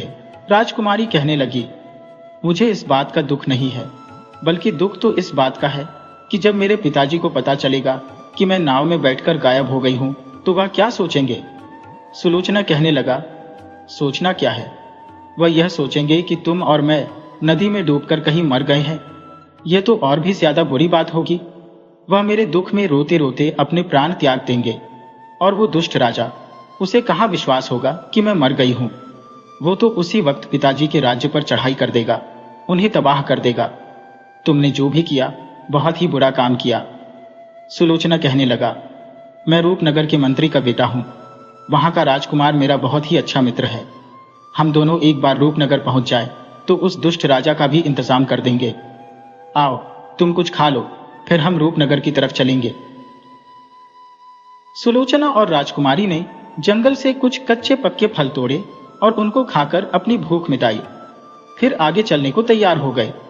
सुलोचन ने कहा, मैं आपको उठा लेता हूं। नहीं, अब मैं होश में हूं और तुम जहां तक चलोगे मैं भी साथ चलूंगी। इसके बाद दोनों अपने सफर पर चल पड़े।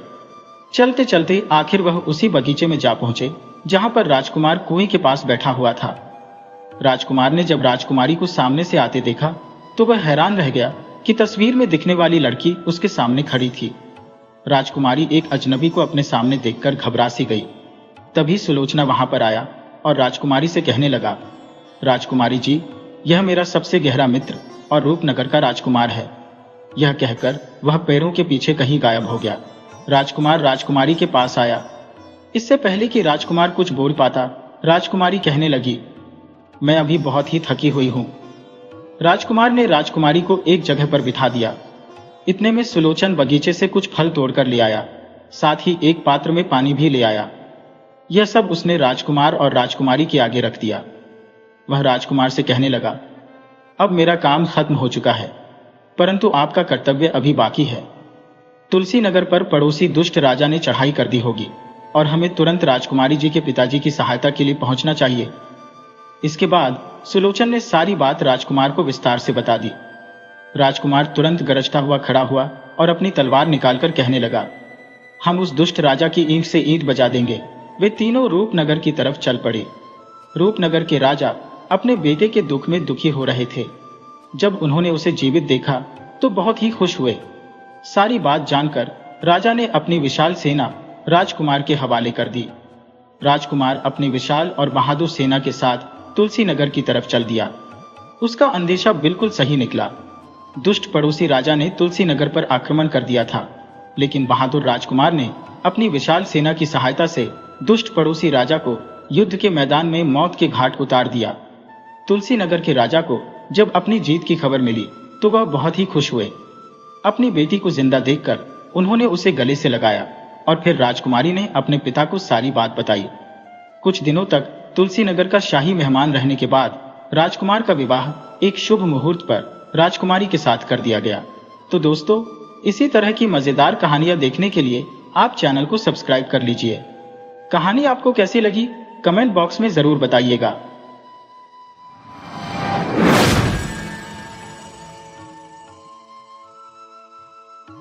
पुराने जमाने की बात है।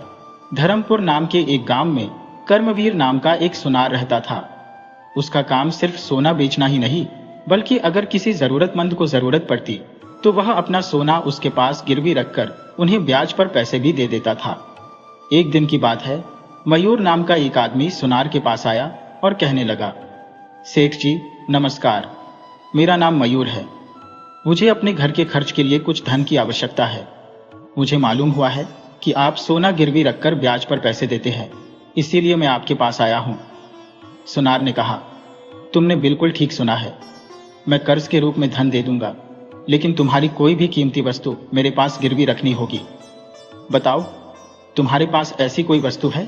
मयूर बोला, सेठ जी मुझे यह बात पता है, इसीलिए मैं अपने साथ अपने पुश्तैनी गहनों में से एक सुंदर हार लेकर आया हूं। आप इसे अपने पास गिरवी रख लीजिए और मुझे धन दे दीजिए। ठीक है, दिखाओ तुम अपना पुश्तैनी हार, सुनार ने कहा।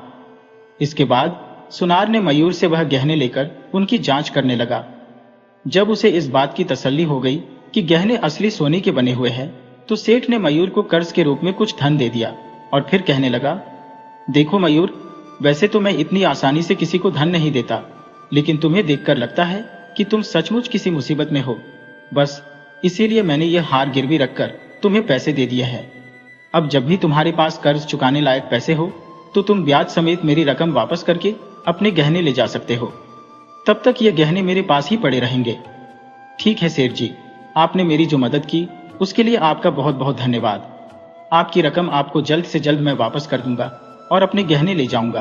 अब मुझे आज्ञा दीजिए, मैं चलता हूं, मयूर ने कहा और फिर सेठ के पास अपने गहने गिरवी रखकर और कर्ज की रकम लेकर वहां से चला गया। कुछ दिनों के बाद जब मयूर के हाथ में धन आ जाता है तो वह सुनार के पास अपने गहने वापस लेने के लिए उसकी दुकान पर गया। उसे देखकर सुनार कहने लगा, अरे मयूर, कैसे हो?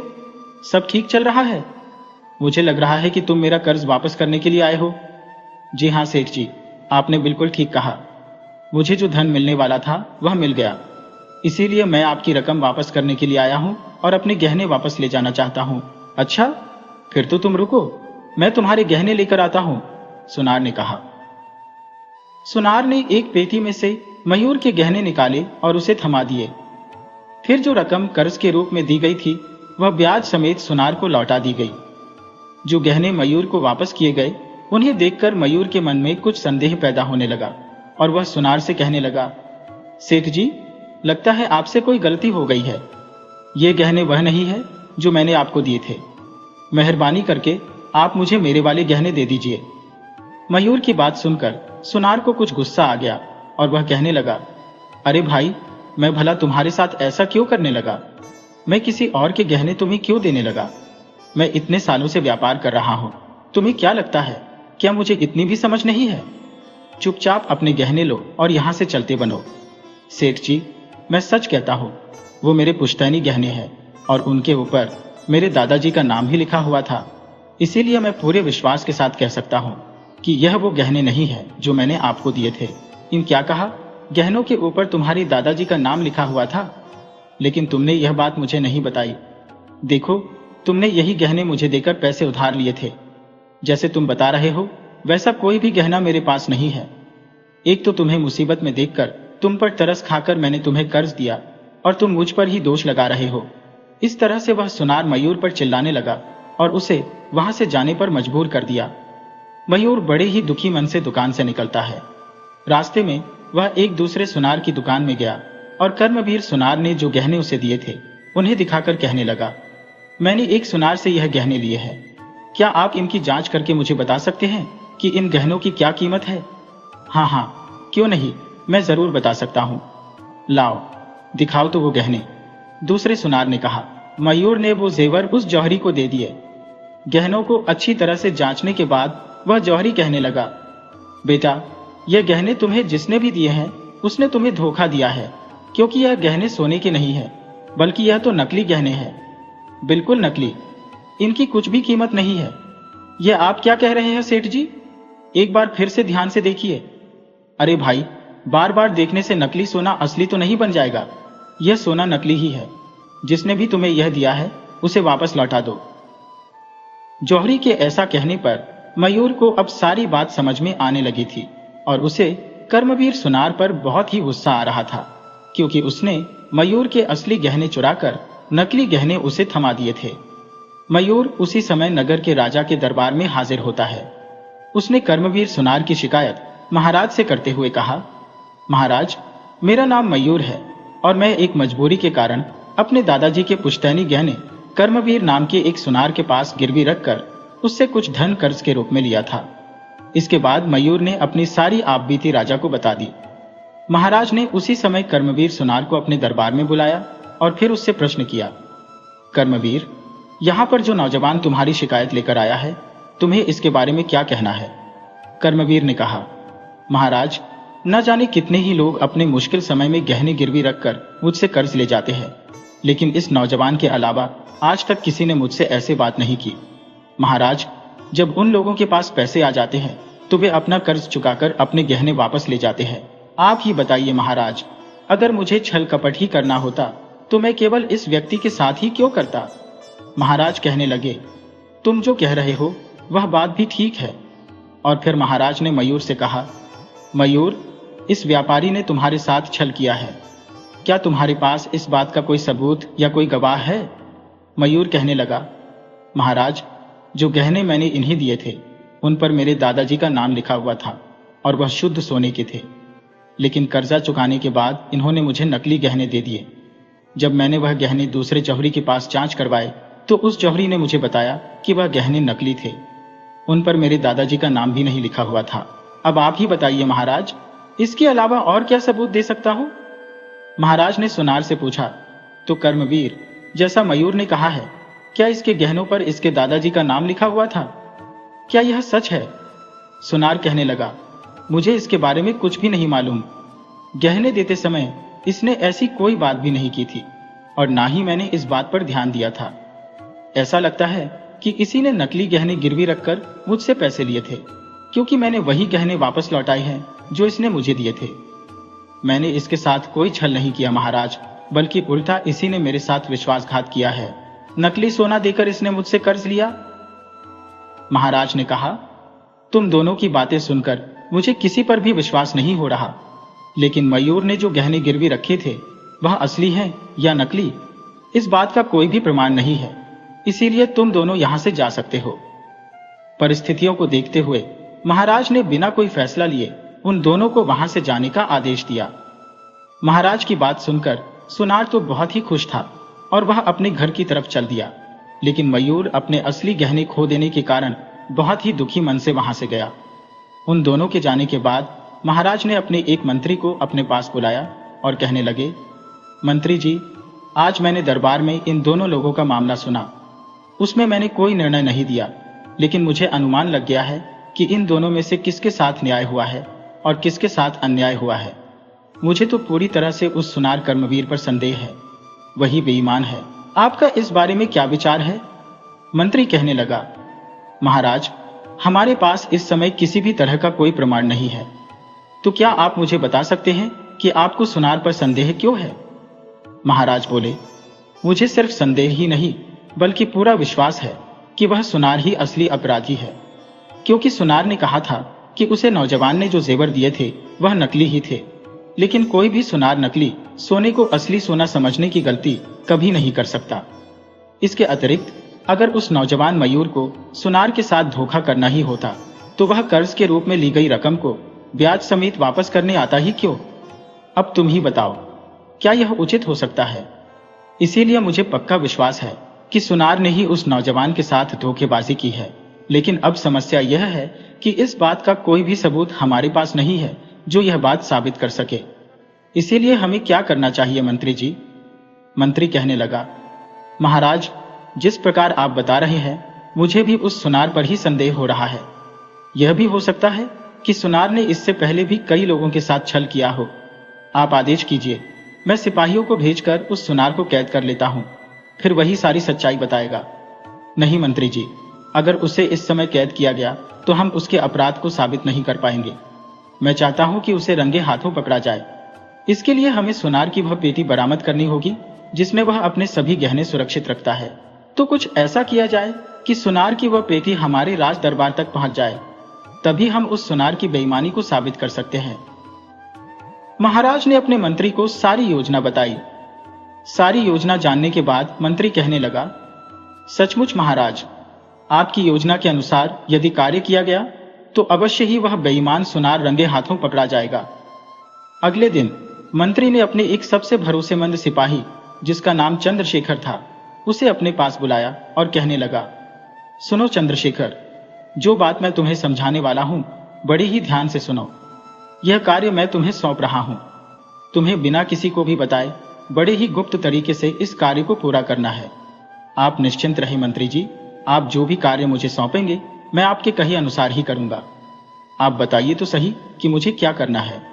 मंत्री ने एक कंगन चंद्रशेखर को देते हुए कहा, यह कंगन देखो, इसे तुम अपने पास रखो और एक साधारण आदमी का भेष धारण करके कर्मवीर सुनार के पास जाओ।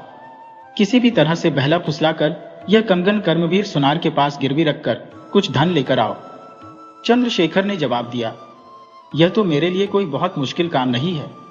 इसके बाद चंद्रशेखर ने अपना भेष बदला और कर्मवीर सुनार के पास जा पहुंचा। सुनार से कहने लगा, सेठ जी, मैं एक बाहर गांव से आया हूं और यहां पर व्यापार शुरू करना चाहता हूं, लेकिन मेरे पास इस कंगन के अलावा और कोई संपत्ति नहीं है। इस कंगन का मूल्य 5000 से अधिक होगा। क्या आप इस कंगन को खरीदेंगे? सेठ कर्मवीर को संदेह होने लगा कि यह कंगन नकली है, इसीलिए वह कंगन को लेकर अच्छी तरह से जांच करने लगा।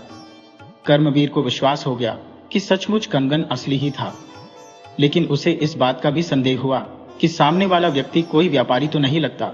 यह अवश्य ही कंगन को चोरी करके लाया है, यानी यह कंगन चोरी का माल है। इसीलिए यह कंगन मुझे कम से कम कीमत पर खरीदना चाहिए। यह सोचकर कर्मवीर कहने लगा, भाई, मैंने इस कंगन की जांच कर ली है, लेकिन जितना तुम बता रहे हो यह कंगन उतना भी कीमती नहीं है।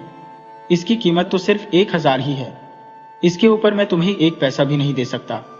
तुम्हें अगर बेचना है तो बताओ, वरना यहां से चलते बनो। सेठ जी, यह तो बहुत ही कम कीमत है। आप कम से कम मुझे 2000 तो दे दीजिए। मुझे धन की बहुत ज्यादा आवश्यकता है, इसीलिए मैं इसे कम भाव पर बेच रहा हूं। चंद्रशेखर के ऐसा कहने पर कर्मवीर सोचने लगा, 5000 की कंगन के 2000 मान रहा है, मैं इसे और भी कम कीमत करवा सकता हूं। ऐसा सोचकर वह चंद्रशेखर से कहने लगा, देखो भाई, तुम बहुत ज्यादा कीमत लगा रहे हो। एक काम करो, तुम 500 और ले लो, यानी 1500 में यह कंगन मुझे दे दो। अब तुम्हारी मर्जी। ठीक है सेठ जी, मुझे 1500 ही दे दीजिए। मैं कंगन आपको देने को तैयार हूं, क्योंकि मेरे पास कोई और चारा नहीं है। मैं बहुत ही जल्दी में हूं।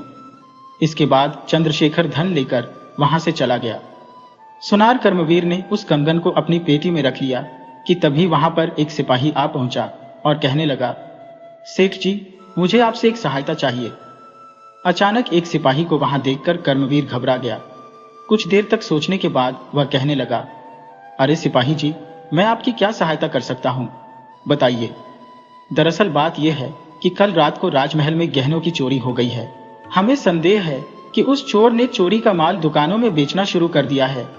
हम नगर के हर एक सुनार से पूछताछ कर रहे हैं, इसीलिए आपसे भी पूछताछ करने आए हैं।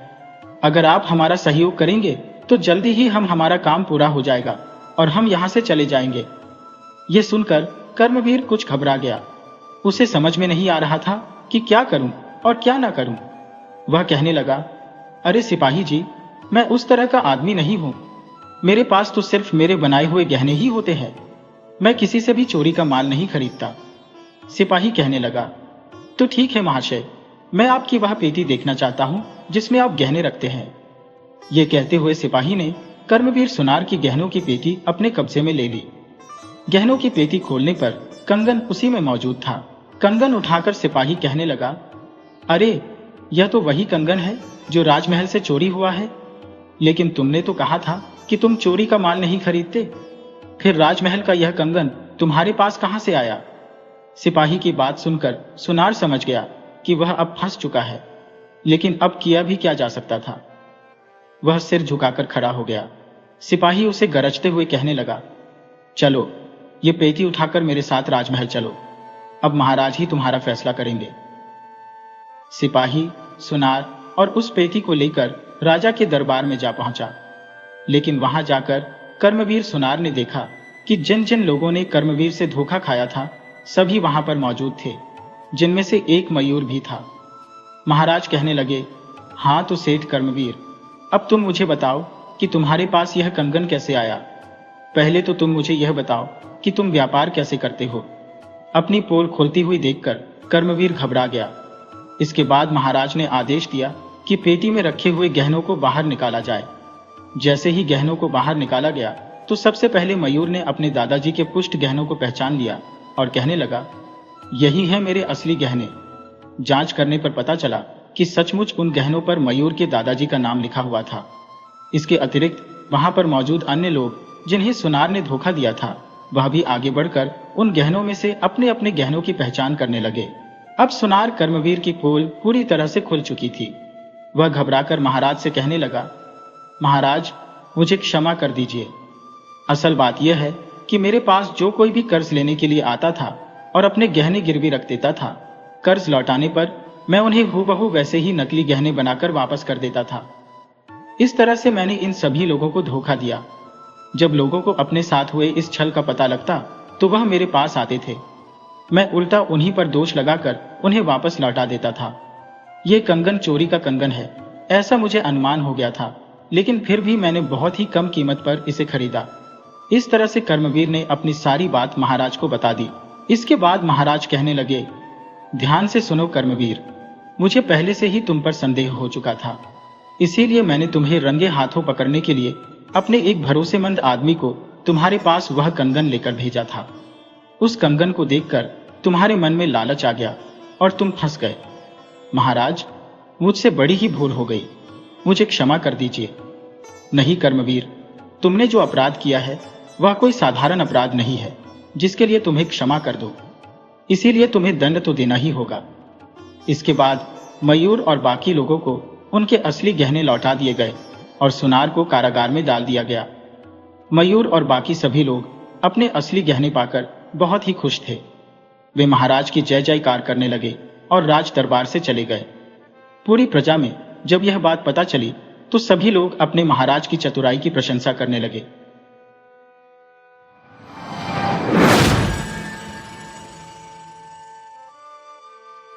वीडियो अच्छी लगी हो तो इसे लाइक करें और ऐसी ही मज़ेदार कहानियों के लिए चैनल को सब्सक्राइब करें और बेल आइकन दबाएं। ज़्यादा से ज़्यादा अपने दोस्तों को शेयर करें। धन्यवाद।